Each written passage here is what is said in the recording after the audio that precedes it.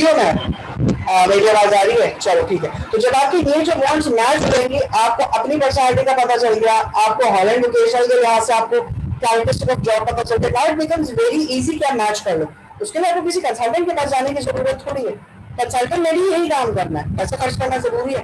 और इतने initial level के ऊपर सच्ची बात यह है कि कंसल्टेंट आपको हेल्प आउट करता भी नहीं है, क्योंकि बिल्कुल इनिशियल बिल्कुल स्क्रैच लेवल है। इसके लिए always remember one thing, you should depend on your mental abilities first. अपनी एबिलिटी को सबसे पहले सोचो, ताकि तुम्हारे लिए डिसाइड करना आसान हो। हाँ, वहां गलती होती है तो फिर तुम दोबारा से रिव्यू कर सकते हो, बट येट अगेन वो सिर्फ रिव्यू के लिए है। ठीक है ना? समझ में आती है बेटा ये बात?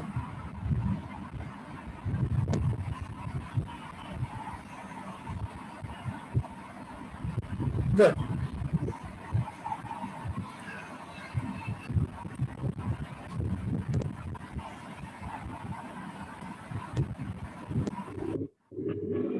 सर जी बेटा, सर एक सवाल है सर। जो पूछो। सर जैसे फॉर एग्जांपल एक बंदा है, वो एक से ज्यादा फील्ड में जो है ना एक्सपर्टीज है उसकी, जैसे वो टीचिंग भी बहुत अच्छी कर सकता है और पब्लिक स्पीकर भी है। तो सर अब ये दोनों अलग अलग ऑप्शंस में आ रहे हैं, जैसे ठीक है, टीचिंग ठीक है, बिल्कुल बिल्कुल ठीक कह रहे हो, बिल्कुल ठीक कह अगर रहे हो। दोनों में एक्सपर्ट है और दोनों में ही उसकी बहुत अच्छी ग्रिप है, तो sir you should select which job sir? हाँ देखो, ऐसा जो बंदा होता है ना, मतलब जो इस तरह का बंदा है, तुमने एक वर्ड सुना है मल्टीटास्किंग का? Sorry sir? मल्टीटास्किंग या मल्टीटास्क बंदा है, ये वर्ड यस सुने? सर। वो बेसिकली वही है जो तुम मुझे बता रहे हो। जो बंदा दो चीजों में एक्सपर्ट है, इसका मतलब ये है कि उसकी दो जॉब्स ऑप्शंस उसके पास मौजूद हैं, दो करियर्स में वो प्रोग्रेस कर सकता है बहुत आराम से। अब वो किस तरफ ज्यादा इंटरेस्टेड है, उसको हमने शुरू में दो वर्ड्स पढ़े, करियर चॉइसेस एंड प्रेफरेंसेस।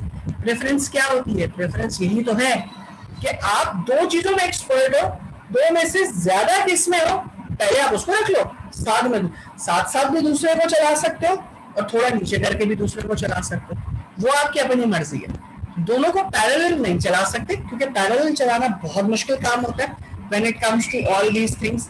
तो पैरेलल का तो मुश्किल हो जाता है, I will not say that, लेकिन ऊपर प्रायोरिटी वाइज टॉप प्रायोरिटी क्या है और डाउन प्रायोरिटी क्या है, वो आप बिल्कुल बता सकते हो। ठीक है, तो आप प्रायोरिटाइज कर लो कि भाई ये जॉब मेरी पहली है, ये मुझे ज्यादा पसंद है, मैं ये पहले करना चाहूंगा, ये बात की पसंद है, मैं दूसरा करना चाहूंगा। ठीक है, तो दो इस तरीके से आपके पास जो है वो एरियाज चल सकते हैं, बिल्कुल चल सकते हैं। जी समझ आती है फरमान?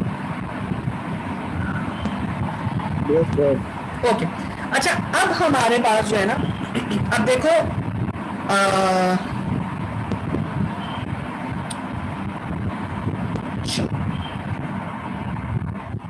अब देखो, ये वो जो तुम मुझसे बात कह रहे हो ना, ये वो चीज यहाँ पे देखो मौजूद है।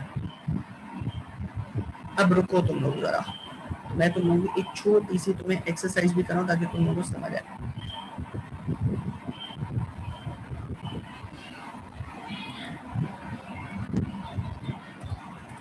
नजर आ रहे तुम सब लोगों को ये? Yes sir. Okay, yes sir. Okay, अब ये फॉर इंस्टेंस से लेके ये तुम्हारे पास हाईलाइट हो गया जो मैंने हाईलाइट किया है? Yes sir.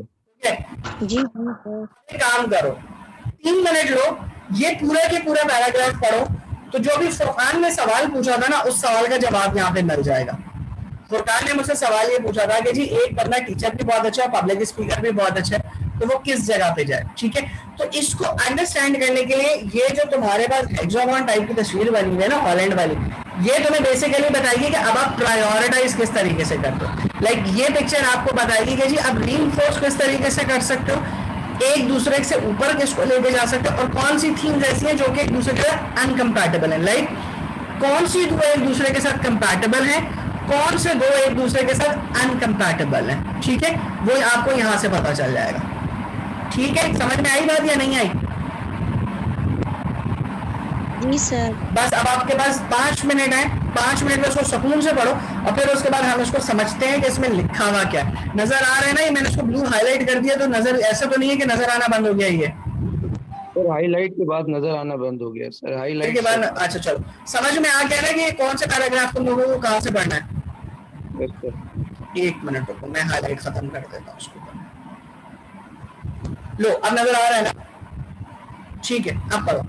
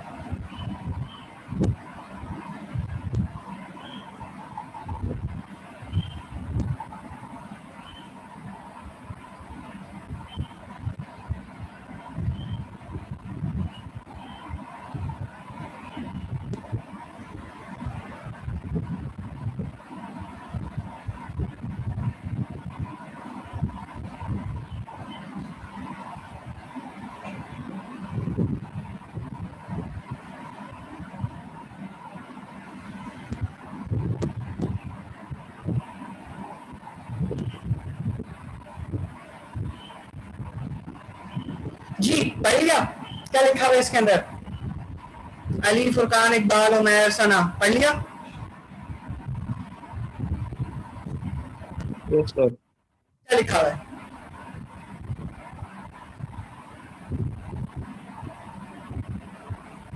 सर यही लिखा हुआ है, जैसे उन्होंने पहले ये बताया कि रियलिस्टिक और सोशल जो हैं ये दोनों से अपोजिट, जैसे आर्टिस्ट और कन्वेंशनल भी ये जो प्रेफरेंसेस हैं दोनों से अपोजिट है मतलब। फिर उन्होंने ये बताया, एग्जांपल लिए जिसमें उन्होंने बताया कि एक लड़की है, पता नहीं सोफिया नाम है उसका, रोबोट। सर उसके बारे में बताया कि she can perform more than one task at a time. इस मॉडल का मतलब क्या है? लाइक इस जो इन्होंने बताया है इसका मतलब क्या है?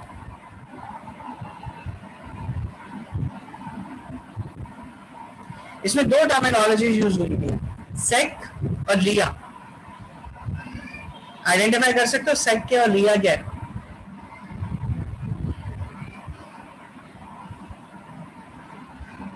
फुरकान, अली, इकबाल, इसमें 2 टर्म्स यूज हुई हैं, एक सेक और एक रिया।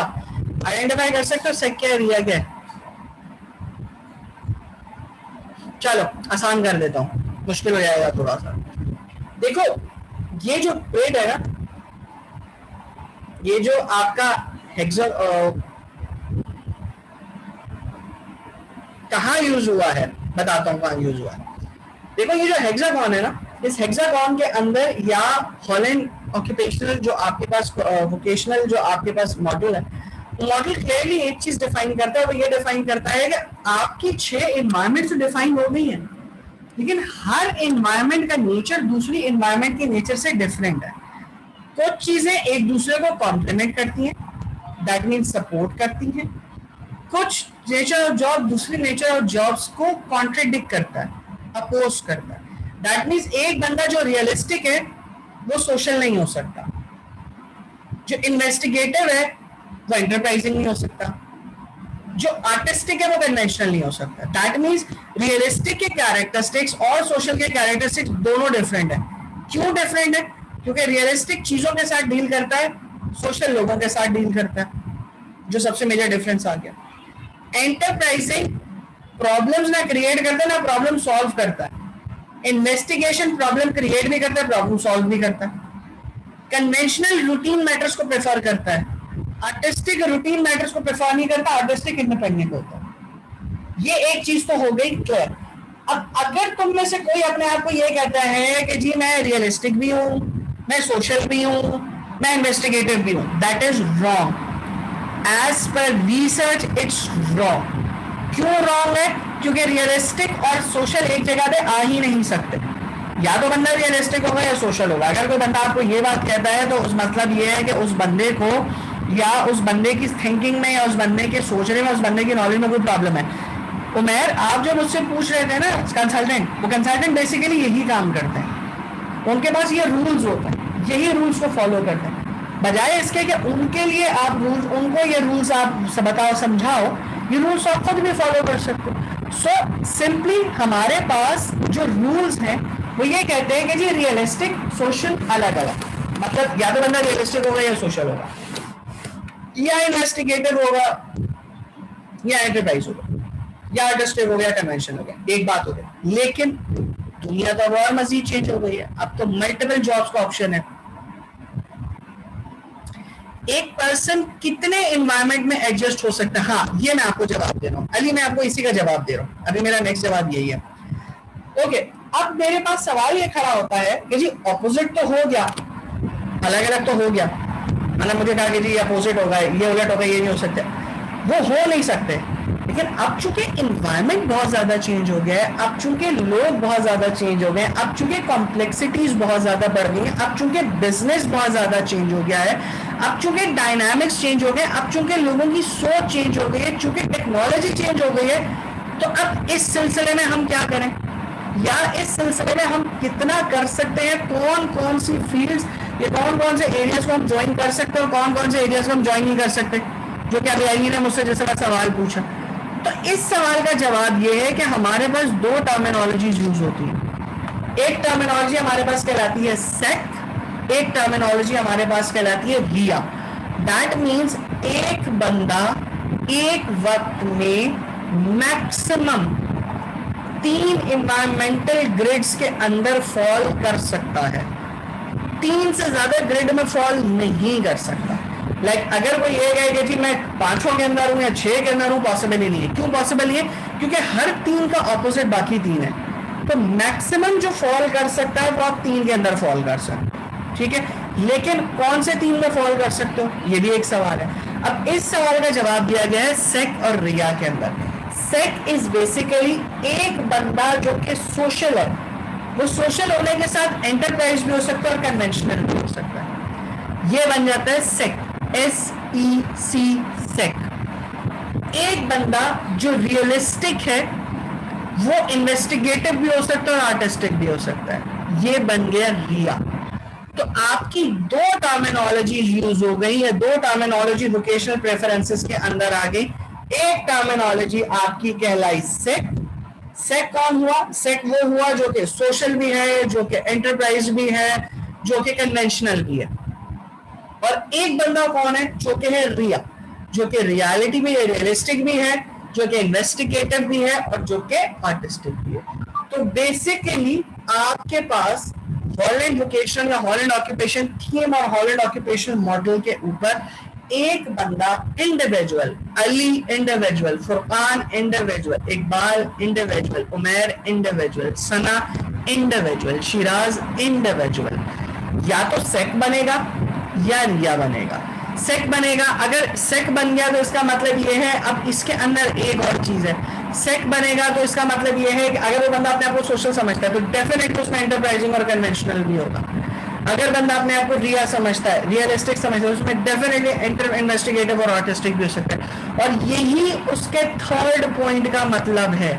जो हमने पिलर पढ़े थे, 3 फाउंडेशंस पढ़ी थी, उसमें जो तीसरे पॉइंट का जो मैं लाइक माइंडेड पीपल की बात की थी वो यही थी कि सेक के लोग एक साथ काम कर सकते हैं, रिया के लोग एक साथ काम कर सकते हैं।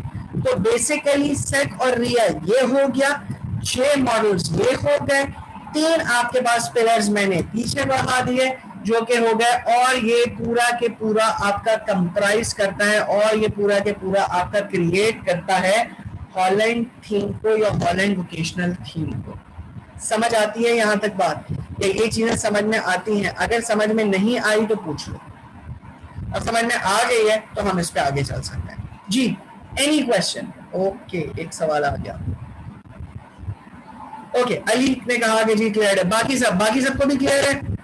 किसी को कोई सवाल पूछना है तो पूछ लो, क्योंकि वजह ये है कि ये मोस्ट इंपॉर्टेंट चीज है। वो चीजें जो कि तुम्हें तुम्हारे कैरियर के अंदर हेल्प करेंगी, जो कि तुम्हें आगे बढ़ने में मदद करेंगी, जो कि तुम्हें आगे इन्वेस्टिगेटिव अप्रोचेस में हेल्प करेंगी। ठीक है, कुछ कहना चाह रहे हो सर? फॉर एग्जांपल सर, एक शख्स है, वो टीचर भी है और वो अकाउंटिंग को पढ़ा रहा है, मतलब अकाउंटिंग का टीचर है, और सर उसमें पब्लिक स्पीकिंग भी है। ठीक है, तो सर तो हम ये जो आपने सेक पढ़ा है उसके ऑप्शन में वो फॉल करेगा? सोशल है, मतलब वो देखो पढ़ा रहा है, पहली बात किस सब्जेक्ट को पढ़ा रहा है ये छोड़ दो, पढ़ा भी रहा है, पब्लिक स्पीकर भी है। अब वापस ऊपर आ जाओ, अब यहाँ पर आके देखो पब्लिक स्पीकर कहाँ फॉल कर रहा है, बताओ सर? एंटरप्राइज में फॉल कर रहा है। ठीक है, और दूसरी बात जो तुम कह रहे हो टीचर भी है, कहाँ फॉल कर रहा है? सोशल में। कंबाइन हो गया, सेक बन गया, सेक। यस सर, सी बना है, सेक बन गया ना, SE बन गया ना। कन्वेंशनल हो भी सकता, नहीं हो सकता, वो तो मैं मैक्सिमम की बात कर रहा हूँ ना। मैक्सिमम 3 हो सकते हैं, 2 मिल गए आपस में, दैट मींस सेक के अंदर ही वो फॉल कर, इसका मतलब ये वो बंदा हो सकता है पब्लिक स्पीकिंग भी कर सकता है और एंटरप्राइज पे भी चल सकता है। ठीक है, क्लियर होती है ये बात, समझ आती है? Yes sir. सर मैक्सिमम 3 ही हो सकते हैं ना? जी बिल्कुल, बिल्कुल मैक्सिमम 3। नो मैक्सिमम 3, क्योंकि हर एक का दूसरा ऑपोजिट है ना, तो 3 ही हो सकते हैं, 3 से ज्यादा नहीं हो सकते, हो ही नहीं सकते, क्योंकि 6 आइडेंटिफाई हुए मॉडल्स हैं। जी सर, आप कुछ कह रहे थे बेटा? यस सर, समझ आ गया। चलो ठीक है सर। ओके, इसके बाद हम सेकंड मेथड के ऊपर जाते हैं, और सेकंड मेथड को हम करते हैं। सेकंड मेथड हमारे पास सचिन एंकर्स का मेथड है। ठीक है, सचिन एंकर्स का मेथड, ये मेयर ब्रेक पहले पढ़ो, चलो पहले सचिन एंकर पढ़ो। सचिन एंकर्स का मेथड ये है कि एंकर सचिन, ये हमारे पास एक बंदा है जिसने आइडेंटिफाई किए थे कुछ एंकर्स। एंकर्स का मतलब क्या है? जहाज होते हैं पानी के, ठीक है, उनको पानी में खड़ा रहने के लिए जो है ना कुछ एंकर्स चाहिए होता है। एक लोहे का बड़ा सा एंकर होता है जो कि तीर का उसका उल्टे टी की शेप का होता है, जो कि वो पानी में डालता है जिससे जहाज अपनी जगह पे खड़ा हो जाता है। ठीक है, सचिन एडविन सचिन ने कुछ एंकर्स डिफाइन किए थे। ये एंकर्स ह्यूमंस की टर्मिनोलॉजी में पर्सनालिटीज, पर्सनल वैल्यू क्लस्टर्स कहलाते हैं। ठीक है, और ये कौन से वैल्यू क्लस्टर्स है? ये वो वैल्यू क्लस्टर्स है जो कि आपको कोई भी काम करने में या तो सेटिस्फैक्शन प्रोवाइड करेंगे या फ्रस्ट्रेशन प्रोवाइड करेंगे। जिस काम करने में, जो काम करने में आप सेटिस्फाइड हो, जिस काम को करने में आप सेटिस्फाइड हो, that means you are okay with that काम। जिस काम को करने के अंदर आपको फ्रस्ट्रेशन आ रही है, आपको इरिटेशन है, that means you are not okay with that. Schein anchors ने इसके ऊपर क्या डिफाइन किया कि when the worker holds a particular combination of these personality personal value clusters. अब उसे वैल्यू क्लस्टर्स कौन-कौन से बताएं? एक टेक्निकल है, एक टेक्निकल फंक्शनल कॉम्पिटेंस है, एक मैनेजरियल कॉम्पिटेंस है, एक सिक्योरिटी स्टेबिलिटी है, security stability creativity and autonomy and independence है। ये बेसिकली 3 आपके पास जो है उसमें क्लस्टर्स डिफाइन किए, और इसको उसने ऑर्गेनाइजेशन के कैरेक्टरिस्टिकली ऑफर किया कि बंदा इनके लिहाज से अपनी जॉब जो है, या इन क्लस्टर्स के लिहाज से अपनी जॉब में या तो सेटिस्फाई होता है या फ्रस्ट्रेट होता है। दैट मींस बंदा या तो टेक्निकली फंक्शनली कॉम्पिटेंस है, मतलब अगर बंदे को टेक्निकल और फंक्शनल जॉब करने में एक्सपर्टीज है और अगर वो उसमें सेटिस्फाइड करता है तो दैट मींस यही जॉब ऑर्गेनाइजेशन के अंदर उसको सेटिस्फाई करेगी। मैनेजरियल कॉम्पिटेंस है, अगर वो मैनेजरियल काम करता है, मैनेज करना जानता है लोगों को, तो वो कॉम्पिटेंस अगर उसके अंदर है तो वो जॉब को सेटिस्फाई करेगी। Security stability creativity and autonomy independence, अगर ये उसके अंदर मौजूद है, सॉरी सिक्योरिटी स्टेबिलिटी और क्रिएटिविटी अगर ये उसके अंदर है तो वो उसको सेटिस्फाई करेगी, और ऑटोनॉमी और इंडिपेंडेंस है तो ये उसको सेटिस्फाई करेगी। तो ये कुछ एंकर्स हैं जो उसने डिफाइन किए। एरॉन सांचेज ने ये बात कही कि टेक्निकल कॉम्पिटेंस और सिक्योरिटी स्टेबिलिटी, एक मिनट ओके। अब दूसरी बात उसने जो आगे कही वो ये कही कि जितने भी ट्रेड्स के कॉम्बिनेशंस है ना डैश के साथ साथ, ये सारे के सारे कॉम्बिनेशंस है, दैट मीन्स ऐसा नहीं हो सकता कि आपका टेक्निकल मैनेजरियल लो, जो भी है टेक्निकल फंक्शनल इकोनॉमी को आप स्टेबिलिटी के साथ मैच कर दो, नो। सिक्योरिटी का इंडिपेंडेंस के साथ मैच कर दो, नो। जो इसमें डिफाइन किया ये आपके तमाम एंकर्स हैं, और इन एंकर्स के अंदर ये एंकर्स आपको आपके पर्सनल ट्रेड्स के बारे में बताते हैं कि कौन सी आपकी जॉब या कौन से आपके ट्रेड्स हैं जो कि आपको सेटिस्फैक्टरीली आप परफॉर्म कर सकते हो। ठीक है, तो एक उसने कहा कि जी जो टेक्निकल होगा फंक्शनल भी होगा, जो मैनेजरियल होगा सिर्फ मैनेजरियल होगा, जो सिक्योर होगा वो स्टेबल भी होगा, जो ऑटोनोमस होगा वो इंडिपेंडेंट भी होगा। ठीक है, तो ये आपके एरॉन सांचेस की या सॉरी ईगर सांचन की डेफिनेशन है, ईयर्स की चीजें हैं। इसके बाद हमारे पास जो आता है वो हमारे पास आता है एनबीटीआई टेक्नोलॉजी। एनबीटीआई टेक्नोलॉजी या एनबीटीआई इंडिकेटर जो हमारे पास हैं, ये हमारे पास पूरी दुनिया के अंदर, पूरी दुनिया की साइकोलॉजी के अंदर they are considered as Bible. ये एक बाइबल का रोल प्ले करते हैं जब आप किसी भी पर्सनालिटी को या किसी भी पर्सनालिटी ट्रेड को डिफाइन करके उस पर्सनालिटी के अगेंस्ट में उसकी जॉब को डिफाइन कर सकते हैं। ठीक है, एमबीटीआई जो आपके पास है वो 4 डायमेंशन यूज करता है पर्सनालिटी की, और आइडेंटिफाई करता है डिफरेंट पर्सनालिटीज के ट्रेड्स को। ऑलमोस्ट 6 पर्सनालिटी टाइप्स को डिफाइन करता है। किस पे डिफाइन करता है? रिस्पॉन्सेस की बेसिस पे, जो कि अप्रोक्सीमेटली 100 पेजेस का क्वेश्चन आया है। सॉल्व करना है, 100 पेजेस का क्वेश्चन आया। करना है। सर अगर आप करवाना चाहते हैं तो कर लेंगे। मैं तो करवा दूंगा, मुझे तो कोई मसला नहीं, मगर मसला ये है कि तुम लोग इंटरेस्टेड हो इसके अंदर करने के लिए। बताओ तो मैं उसको फिर अरेंज करूं। अच्छा चलो, मैंने इतना मुश्किल नहीं पूछा, तुम लोगों को बड़ा मुश्किल हो जाएगा सारा का सारा कर। तुम लोगों को तीन क्लासें लेना, तुम लोगों के लिए जो तुम लोगों को नींद आना शुरू हो जाती है तो इतना लंबा तुम्हें बहुत ही लंबा हो जाएगा। ओके, पहले मुझे ये बताओ ये चार्ट तुम लोगों को व्यूएबल है क्या? Yes sir. अब तुम ये चार्ट देख सकते हो? जी सर। चलो, अली अब नजर आ रहा है? अब व्यूअर है बेटा? अली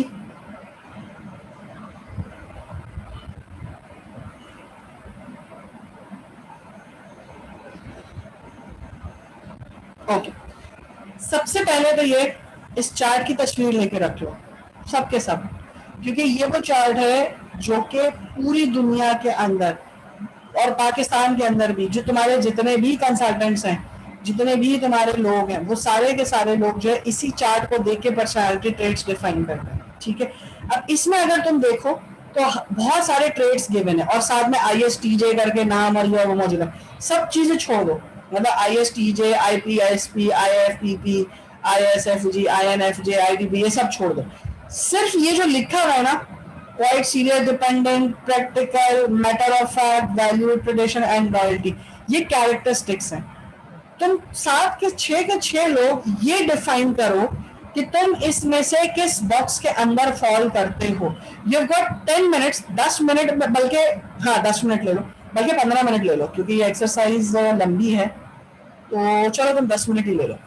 टेक 10 मिनट्स और इस सिर्फ और सिर्फ ये जो 1 2 3 4 5 6 7 8 9 10 11 12 13 14 15 16 इन 16 बॉक्सेस के अंदर तुम ये बताओ और मैसेज से चैट के अंदर ये चीज लिखोगे कि तुम इसमें से किस बॉक्स में फॉलो करते हो। अब बॉक्स कैसे लिखोगे? जो बॉक्स के शुरू में हाईलाइटेड लिखा है ना, ENFP, ESFP, सिर्फ तुम अपने नाम के आगे ये चीज लिखोगे। ठीक है, 10-15 मिनट, 10 मिनट है, इसको अच्छे तरीके से पढ़ो और फिर इसमें लगो तुम कहाँ पे, तुम्हें लगता है कि तुम कहाँ पे फिट होते हो। फिर इसके बाद तुम्हारी पर्सनालिटी टाइप डिफाइन करते हैं और फिर तुम्हें बताएंगे कि तुम उस पर्सनालिटी टाइप पे किस तरह की जॉब के लिए फेवरेबल हो। Your time starts now.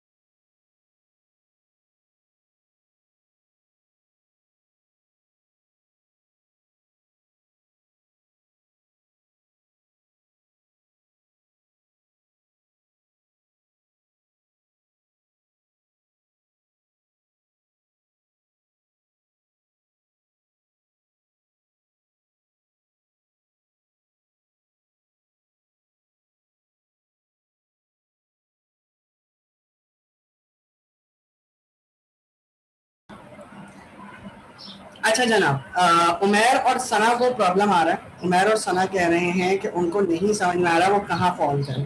Sana exactly बताओ कि क्या समझ में नहीं आ रहा है। सना जी सर।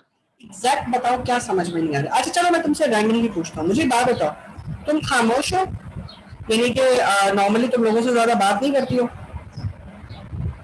हाँ या सर नहीं में करती जवाब दो। हूँ। करती हो, अच्छा। और बाहर घूमने फिरने का शौक है? जी। बाहर घूमने फिरने का शौक है? जी सर बहुत।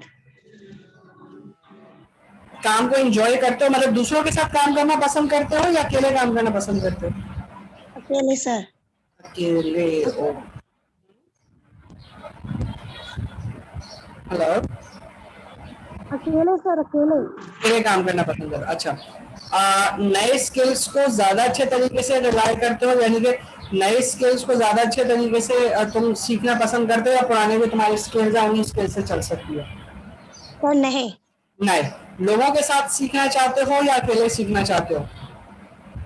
सर अकेले में लोगों के साथ मजा आता है इसे। मजा आता है। तो अगर तुम अपने टेबल के अंदर अगर तुम अब देखो, फीलिंग एफ में आओ। किसमें सर? एफ में मतलब देखो, पहला सेंसिटिव टाइप्स है ना एस में, थिंकिंग टी है, फीलिंग एफ है, दूसरा बॉक्स जी नजर सर। आया। अब एफ में यस सर। एक दो तीसरा नंबर पढ़ो जिसका अंदर है ई एस एफ टी, ये पढ़ो। जितनी बातें तुमने मुझे कही क्या ये सारी के सारी इसमें फिट होती हैं? Yes sir. अब बताओ क्या टाइप हुई तुम्हारी, ई एस एफ टी हो गई? जी सर। मैंने तुमसे सवाल पूछा, तुमने मुझे उन्हीं सवालों के जवाब दिए, जनरल सवाल थे ना सारे के सारे, तुमने जवाब दिया। देखो यहाँ पे सारा के सारा तुम्हारा ट्रेड बैठ गया, तो ये तुम्हारा ई एस एफ पी है, ठीक है। अच्छा Shiraz I S F P आ गया, अच्छा ओके। अब आ जाते हैं हम उमेर के। उमेर बेटा माइक ऑन कर सकते हो क्योंकि मुझे तुमसे पूछना पड़ेगा। E S F P. E S F P. Okay done. नहीं अली बेटा, मैंने तुम लोगों से कभी ये सवाल नहीं पूछे। ये पर्सनैलिटी ट्रेड मैं बिल्कुल तुम्हारा डिफाइन जरूर कर सकता हूँ, तुमसे बात करके तुम्हारा बता जरूर सकता हूँ, लेकिन ये है कि नॉर्मली आई डोंट जज यू पीपल, मतलब मैं तुम लोगों को जज थोड़ी करता हूँ, मैं तो तुम लोगों से पढ़ाता हूँ। हाँ लेकिन अगर तुम बोलो तो मैं जज जरूर कर सकता हूँ, तुम लोगों को करा जरूर सकता हूँ। आवाज खराब आ रही है, सही नहीं आई। अच्छा अब उमेर मसला ये है, मुझे तुमसे सवाल पूछना है। अब मैं सवाल कैसे पूछूं तुमसे, क्योंकि तुम कह रहे हो कि तुम्हें जो है तुम्हारी टाइप समझ में नहीं आ रही है। सर मेरी आ रही है आवाज? हाँ जी बिल्कुल आ रही है आपकी आवाज। सर आप मेरे से कर ले क्वेश्चन। चलो अली तुमसे कर, तुम्हें भी समझ में नहीं आ रही है, यानी कि तुम्हें भी अपनी पर्सनैलिटी टाइप नहीं समझ आ रही है अली? जी बिल्कुल। चलो कोई मसला नहीं। अच्छा अली अली अली अली अली अली अली अली अली ओके। अली मुझे बात बताओ, सीरियस हो या फ्रेंडली हो? फ्रेंडली। फ्रेंडली हो, ठीक है। दूसरी बात अली मुझे ये बताओ कि अल्लाह भला करे तुम्हारा, तुम फ्रेंडली हो, ओके। बर्दाश्त ज्यादा है या कम है? जी सर। बर्दाश्त ज्यादा है या कम है? शॉर्ट नॉर्मल है। टेम्पर्ड, नहीं नहीं नॉर्मल कुछ नहीं होता बेटा, या तो शॉर्ट टेम्पर्ड होता है वरना नहीं होता। मतलब कम है। कम है, ठीक है ओके। तो तुम इसका मतलब है तुम परसीविंग में भी नहीं जा सकते हो, तुम्हें जजिंग पे लेना पड़ेगा। अच्छा कोऑपरेटिव हो? जी बिल्कुल। अच्छा अच्छा लगता है या क्या तुम ये चाहते हो कि जो कैसे समझा, अच्छा हाँ, क्या दूसरों को अप्रिशिएट करते हो? अगर दूसरा कोई काम करे, दूसरा कोई जी काम बिल्कुल। कितना बिल्कुल खुले बिल्कुल। दिल से या कंजूसी दिल? अगर ये झूठ बोले ना, बाकी सारे के सारों में से कोई भी माइक ओपन करके बता सकता है ये झूठ बोल रहा है, ओपन है ये ऑप्शन सबके लिए।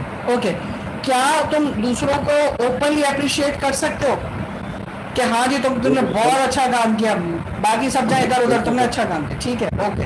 अच्छा रिस्पॉन्सिबल हो? जी बिल्कुल। कितना रिस्पॉन्सिबल हो? क्लास तुम लेते नहीं हो, रिस्पॉन्सिबल तुम पूरे हो। सर रोज ही लिए क्लास, एक दो छोड़ी होगी शायद। चलो ठीक है ओके। अच्छा अब मुझे ये बताओ कि अल्लाह भला करे, डाइस माइक पे जाके बोल सकते हो? पब्लिक स्पीकिंग कर ले तो कॉन्फिडेंट होता है, कभी कभार थोड़ा सा होता नहीं, है डर। मोस्टली बताओ, मोस्टली, कभी कभार का कुछ नहीं होता, मोस्टली पहले से बेहतर है, कॉन्फिडेंट है। कॉन्फिडेंट है, ठीक है। अच्छा, अगला, अल्लाह भला करे, आप ये बता दो कि कोई दूसरा अगर तुमसे 200 रुपए मांग ले तो तुम दे देते हो? जी बिल्कुल सर। भाई बाकी इस बात पे तो मुझे बाकी सारे बताओ, ये 200 रुपए दे देगा? अगर तुम में से कोई मांगेगा तो ये 200 रुपए दे देगा? सर कभी मांगे तो नहीं है। ट्राई कर लो, इससे बेहतर ऑप्शन नहीं आएगा। या इसको बोलो बिरयानी खिलाओ पूरी क्लास को। नहीं देगा भाई, शिराज ने बोला नहीं देगा, अब क्या करें? अच्छा चलो सर ये मजाक मस्ती कर रहे हैं। ठीक है, ठीक है। तो तुम्हारी पर्सनालिटी टाइप जो बेटा वो ENFJ है। लास्ट पढ़ो, F के अंदर आओ, F के अंदर आओ, देखो ऊपर देखो सेंसिंग टाइप S और सेंसिंग टाइप N लिखा हुआ है। N के अंदर पहला लिखा हुआ है फीलिंग, फीलिंग है सबसे लास्ट, ENFJ। ENFJ सही सही, ओके ओके, ठीक है। ये बेसिकली होता इस तरीके से है कि आपके पास 100 पेजेस का क्वेश्चन, अभी तो मैं तुम लोगों से जनरल तुम लोगों से सवाल पूछा, लाइक 100 पेजेस से क्वेश्चन आया, में से तुमसे मैंने 4-5 सवाल पूछे। होता इस तरीके से कि 100 के 100 क्वेश्चन आया तुम्हें दिए, ये जितने भी एबिलिटीज लिखी हुई है ना इसके अंदर, ISTJ, ISFJ, ISTP, ये सारी के सारी आपको क्वेश्चन आयर के अंदर मौजूद होती है। ये बेसिकली कॉम्बिनेशंस होते हैं, ठीक है। और उसके आप रिस्पॉन्सेज देते हो और उस रिस्पॉन्सेज के अगेंस्ट में आपकी पर्सनैलिटी टाइप जो है वो डिफाइन कर दी जाती है, ठीक है। अब इस चार्ट का थोड़ा सा बेसिक हम समझ लेते हैं, और बेसिक हम समझ के फिर हम इसको यहीं पे कंक्लूड करेंगे। बाकी मैं इंशाल्लाह पूरी कोशिश करता हूँ कि इसका तुम्हारा जो है 100 पेजेस का क्वेश्चन आया मैं लाके इंशाल्लाह नेक्स्ट क्लास में तुम्हारे से वो क्वेश्चन आया फिल कराऊं, तो इट विल बी इजी, तुम लोगों के लिए भी अच्छा होगा कि तुम लोगों को तुम्हारी पर्सनैलिटी टाइप्स पता चल जाएंगी। पर्सनैलिटी टाइप पता करने से आसानी हो जाएगा कि तुम लोग हॉलैंड वोकेशनल से अंदर से जो है वो अपनी एनवायरमेंट डिटरमिन कर सकते हो, और दोनों चीजें डिटरमिन कर सके इंशाल्लाह तुम अपने करियर के लिए, तुम अपनी परफॉर्मेंस के लिए, तुम आने वाले अपने टाइम के लिए, जॉब के लिए बहुत अच्छा तरीके से जो है वो रिजॉल्व कर सकते हो। सर इसमें से कोई भी कैटेगरी बुरी नहीं नहीं बेटा, देखो कुछ अच्छा या बुरा नहीं है इसमें, बेसिकली कैटेगरी टाइप्स होती हैं, type A, type B, type C, इस तरीके से होता है, यानी उसमें कोई बहुत अच्छा कोई बुरा नहीं है, ये टाइप्स हैं। मतलब हमने उसको डिफाइन किया, दुनिया के अंदर हर इंसान दूसरे इंसान से मुख्तलिफ है, तो वो जो मुख्तलिफ होना होता है ना, उस मुख्तलिफ होने को हम डिफाइन कर रहे होते हैं कैटेगरी, ठीक है। ओके, एक सेंसिंग टाइप होती है। सेंसिंग टाइप का मतलब ये है आपके सेंसेस कैसे हैं, आप सोचते ज्यादा हो या फील ज्यादा करते हो, सोचने और फील करने में बहुत फर्क है। इसी तरीके से पर्सनैलिटी टाइप में 2 टाइप्स आती हैं, इंट्रोवर्ट्स और एक्सट्रोवर्ट्स। इंट्रोवर्ट्स वो लोग होते हैं जो कि ज्यादातर अपने अंदर रहना पसंद करते हैं, जो कि ज्यादातर बाहर के लोगों से इतना ज्यादा मेल जोल पसंद नहीं करते, जो कि ये कहते हैं कि जी हम अपने तक ही, या हम अपनी चीजों को अपने अंदर ही रख के जो है उसको रिजॉल्व कर लें।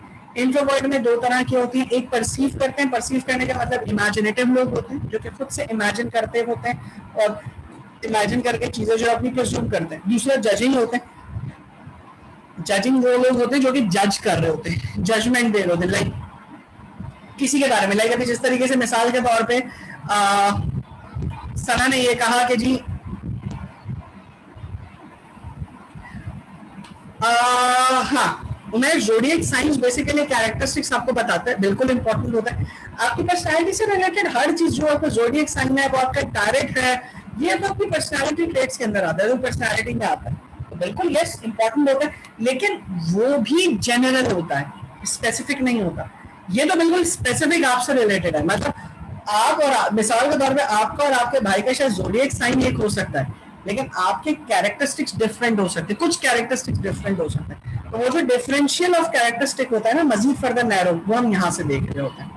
अच्छा, अब इंट्रोवर्ट, इसी तरीके से हम एक्सट्रोवर्ट की बात करते हैं। एक्सट्रोवर्ट में 2 होते हैं, एक जजिंग और एक परसीविंग।